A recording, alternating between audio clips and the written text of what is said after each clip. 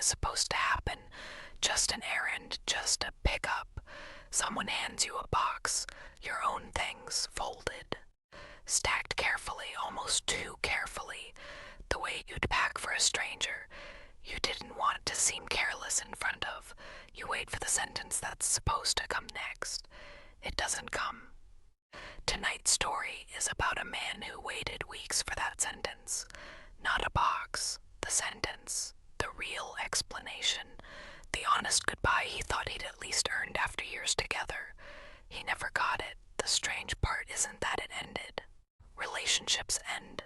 The strange part is what he actually got instead. 2 words said in that parking lot. So small and so ordinary that it took him years to understand why they'd broken something in him more thoroughly than any argument ever could have. I'll tell you what those 2 words were later, but first you should know how certain he'd been. Right up until the day everything came apart. I'm Clara, and this is a closure session. Let's begin. Let's call him he. It doesn't matter what his name was. What matters is how certain he'd been, not naive certain, just settled. The kind of certain that comes from years, not months, from having built something slowly, on purpose with someone he trusted completely. He wasn't the type to be blindsided easily. He noticed things. He paid attention. So when he says he never saw it coming, that's not exaggeration. It's the thing that still keeps him up some nights. Not just what happened, but how well it had been hidden from him. They'd built a life together in the ordinary, unremarkable way most couples do. A shared apartment, a shared calendar, in-jokes with names that meant nothing to anyone outside the 2 of them. He used to think of their relationship as the most stable part of his life, the one constant he never had to manage or worry over while everything else, work, family, the usual chaos, moved around it. He could list, without even trying, 100 small proofs of how solid it had seemed. The way she used to text him during his commute, just to say something ordinary, the specific playlist she'd made for his birthday one year, full of songs from bands he'd mentioned, liking exactly once, in passing months earlier.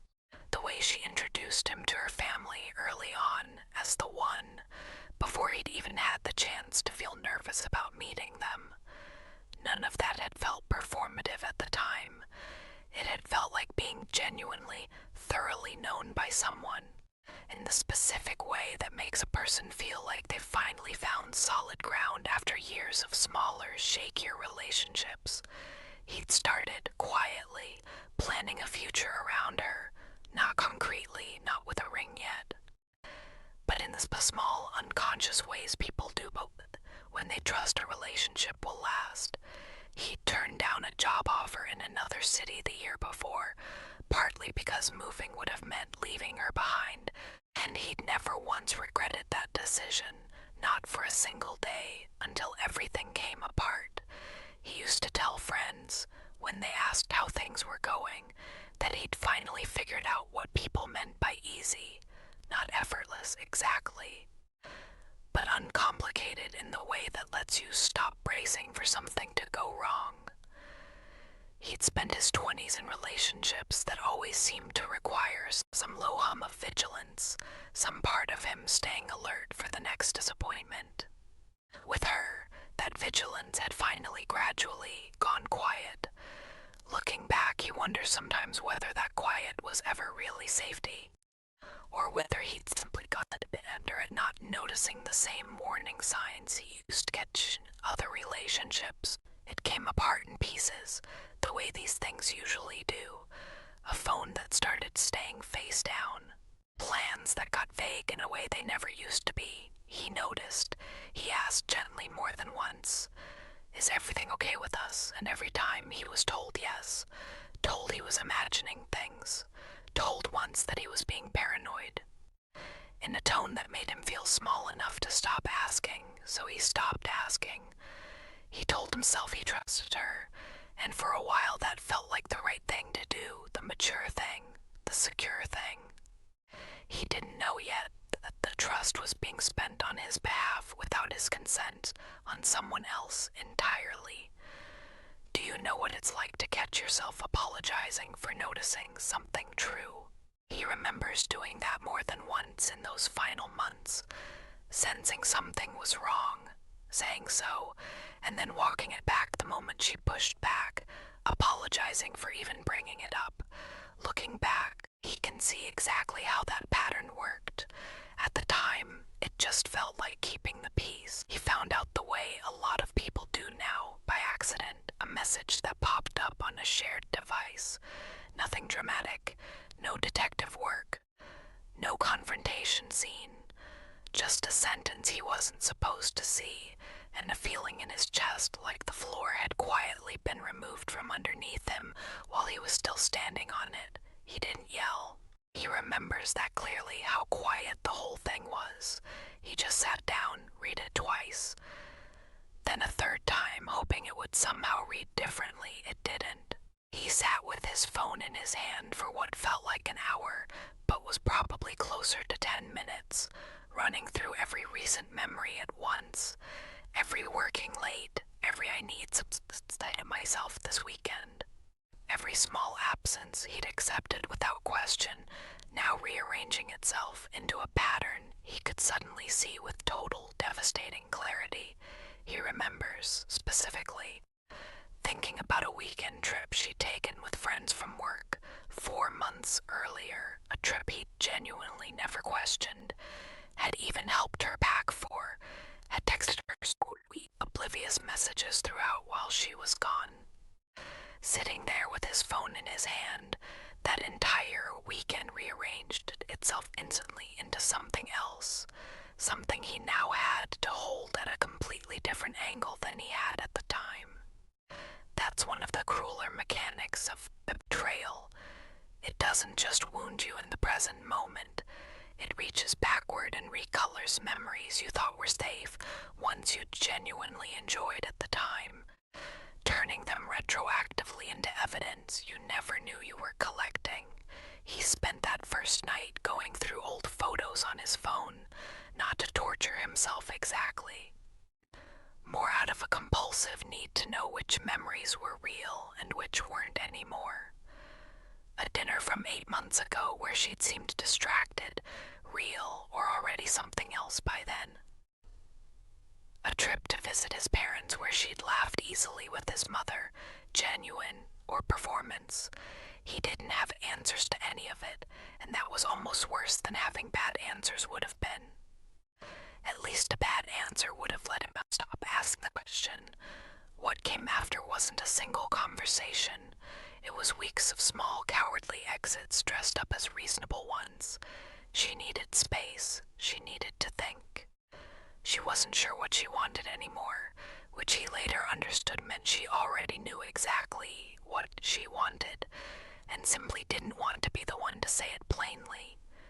He kept waiting for the real conversation, the one where she'd sit across from him and say, honestly, what had happened and why. He rehearsed his half of it more than once, not accusations, just questions. Was any of it real? When did it start? Did you ever plan on telling me? Or was I just going to find out? He never got to ask a single one of those questions out loud. Not really. Every time he tried, the conversation slid sideways into logistics. Whose name was on the lease? Who would take the dog on weekends? When he could come by for the rest of his things. There was one night, about 2 weeks in, when he genuinely thought they were finally going to have it. She'd asked him to come over, said there were things she wanted to say. He drove over with something almost like hope. Not hope that they'd get back together, just hope that he'd finally get the honest version of events, the real accounting he'd been owed since the first message he'd seen.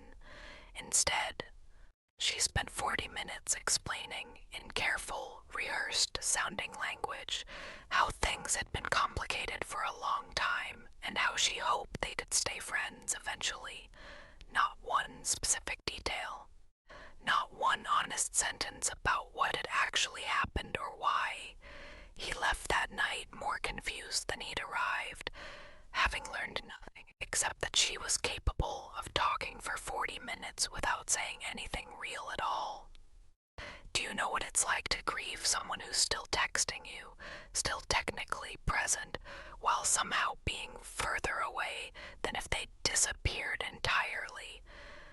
was the strangest part of those weeks. She was right there, answering messages about moving boxes and shared bills, and yet the person he'd actually loved seemed to have already left days earlier, replaced by someone politely handling an inconvenient administrative matter. But the real moment, the one I mentioned at the beginning, hadn't happened yet. That moment came 3 weeks later in a parking lot outside the apartment that used to be theirs. She'd packed a box for him, his things folded and stacked, like returning something borrowed rather than ending something that had lasted years. He stood there holding it, waiting. He realizes now, foolishly, for her to say something, anything, an apology, an explanation, even just an acknowledgement of how long they'd actually been together, how much of his life had been built around her. She said, "Drive safe." That was it. 2 words delivered the way you'd say them to a coworker leaving early on a Friday. He got in his car, put the box on the passenger seat, and drove for 11 minutes before he had to pull over because he couldn't see the road anymore. This was the moment. The one from the beginning. Not the discovery. Not the weeks of vague half-conversations. This. A goodbye that wasn't a goodbye at all. Just an ending disguised as a favor handed to him in a parking lot with a box he never asked to be packed. He sat in that car for a long time before he could drive again, and somewhere in that stillness, something in him finally understood what he'd been waiting weeks to hear and what he was never going to get. What she did came from something broken in her. It was never a verdict on him. He'd spent so long asking what's wrong with me that he'd never seriously considered the other question. What was true about her, all along, that had nothing to do with him at all? People who are capable of exiting a years-long relationship with 2 words in a parking lot were never going to be capable of an honest goodbye, no matter how much he deserved one. Here's what he didn't expect to understand sitting in that car. Her inability to say the honest thing wasn't really about him at all. It was the same instinct that had likely made the whole betrayal possible in the first place. The same avoidance. The same discomfort with hard conversations. The same reflex to slide sideways into something easier the moment things got real. The box in the parking lot and the months of quiet dishonesty before it weren't 2 separate failures. They were the exact same failure, wearing 2 different outfits. Maybe you know a version of that parking lot. Maybe yours didn't come with a box or a drive safe. Maybe it came with silence or a text, or a slow fade you're still not sure you're allowed to call an ending. But you know the specific ache of waiting for a goodbye that never actually arrived. Do you know what that waiting actually costs you if it goes on long enough? Not just the hurt of the original betrayal. A second, quieter hurt, the one that comes from holding a door open for an explanation that's never walking through it, while your own life waits, paused, on the other side. Maybe you've also spent nights doing what he did, going backward through old photos, old messages, old memories, trying to sort out which parts of it were real. That search rarely turns up a clean answer. Mostly it just costs you a few more hours of sleep, sorting through evidence for a case that was never really yours to solve in the first place. You don't need the explanation to arrive for you to be allowed to heal. You don't need them to finally say the honest thing for it to become true. You're allowed to be the one who closes it. You didn't miss the signs because you were foolish. You missed them because you trusted. Those are not the same thing. The shaking, the replaying, the way your chest still tightens at a certain song or a certain street, that's not weakness. That's what betrayal actually does to a person. It's real, and it's not your fault. You are allowed to still be angry. Betrayal doesn't heal on a deadline, so here's what I'll leave you with tonight. You may never get the conversation you rehearsed. The one where they finally explain themselves, finally apologize, finally treat the ending with the weight it deserved. But your conversation might simply never come, but you can release someone without ever getting the apology you deserved. Closure was always something you were allowed to give yourself. Whatever your version of that parking lot was, you drove away from it. You kept going. That on its own was already enough, and if part of you is still sitting in that metaphorical car, waiting to be able to see the road clearly again, that's allowed too. You don't have to be finished healing tonight. You just have to know that the ending, whatever shape it came in, already happened. You're not waiting for something that's still coming. You're just learning to live on the other side of something that already did. Let it be quiet now. Let it be finished. Good night. I'm glad you were here tonight. Thank you for spending this relaxing time with me. I hope you're feeling calm and peaceful. Sleep well, sweet dreams, take care, and I'll see you in the next session. Good night.